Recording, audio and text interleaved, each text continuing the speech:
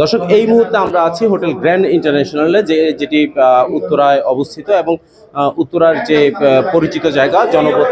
জনপথ সড়কের মোড় সেখানে অবস্থিত। এবং এখানে আমাদের কেশরে কার কথা একটি সংবাদ প্রকাশিত হয়েছিল এবং কেশরে কার কথার মধ্যে এই হোটেলে যে বিভিন্ন রকম অবৈধ কার্যক্রম করা হয় এবং দেহ ব্যবসার সাথে জড়িত এই হোটেলটি, সেটি বারবার প্রকাশ করা হয়েছিল এবং তখন থেকেই আমরা প্রশাসনের দৃষ্টি আকর্ষণ করেছিলাম এবং আমাদের সংবাদ প্রকাশের পরে নিয়মিতভাবে পুলিশ তাদের তৎপরতা পরিচালনা করে এবং এরপরে তারা বিভিন্ন তথ্যপাত্র সংগ্রহ করার পরে আজ একটি অভিযানের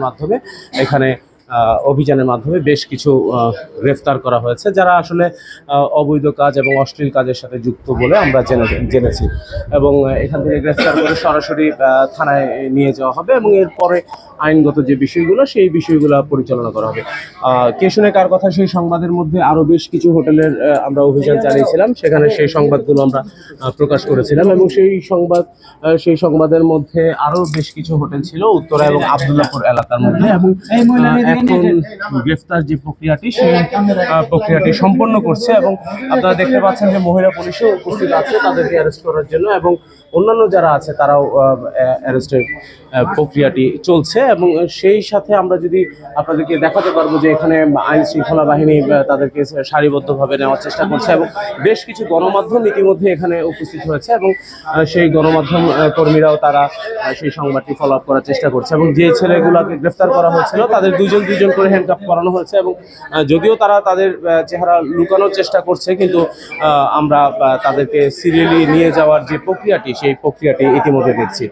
দর্শক, কে শুনে কার কথা যে অনুষ্ঠানটির মধ্যে যে হোটেলগুলোর আমরা দেখিয়েছিলাম তার মধ্যে অন্যতম একটি ছিল এই হোটেল গ্রিন ইন্টারন্যাশনাল, যেটা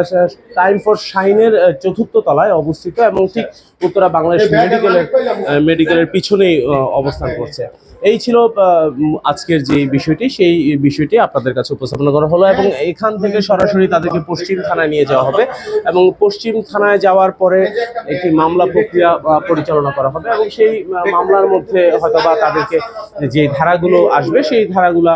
সংযুক্ত করা হবে এবং এর মধ্যে যেহেতু একটি নির্দিষ্ট স্থান থেকে আর অন্য একটি স্থানে এসে এই ধরনের অসামাজিক কার্যকলাপ করার জন্য যে ধারাগুলো পড়ে সেগুলোও সংযুক্ত হতে পারে এবং সেই সাথে আরও কিছু নতুন ধারাও যুক্ত হতে পারে, কারণ এটি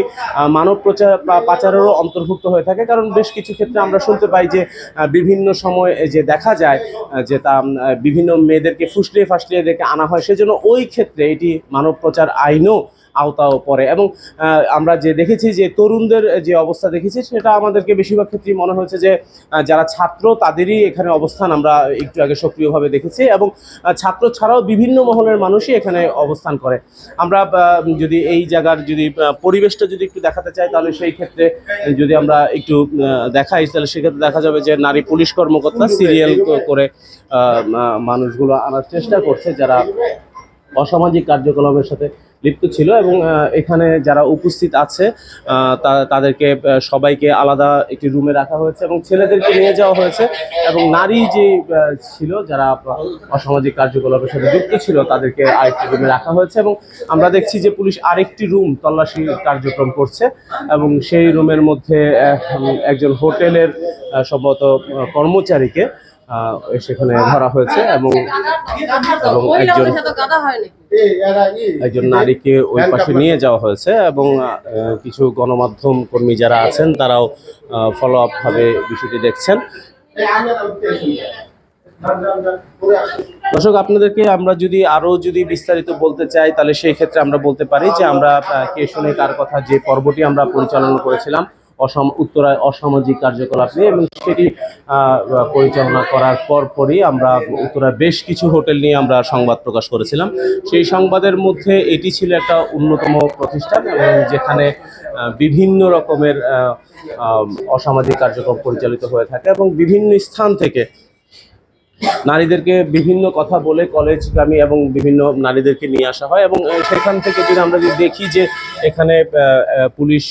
যে নারী পুলিশ আছেন সেই নারী পুলিশ সবাইকে একটা রুমের মধ্যে রেখেছেন এবং এখানে আমরা যদি দেখি তাহলে 11 জনের মতো নারী এখানে অবস্থান করছেন এবং হোটেল যে কর্তৃপক্ষ ছিল, কর্তৃপক্ষের কাউকেই আমরা তেমন খুঁজে পাচ্ছি না। এই ছিল আজকে উত্তরার এই হোটেল থেকে সর্বশেষ আমার কাছে। এবং যারা কে শুনে কার কথা নিয়মিত দর্শক, তাদের সবাইকে বলবো যে আপনারা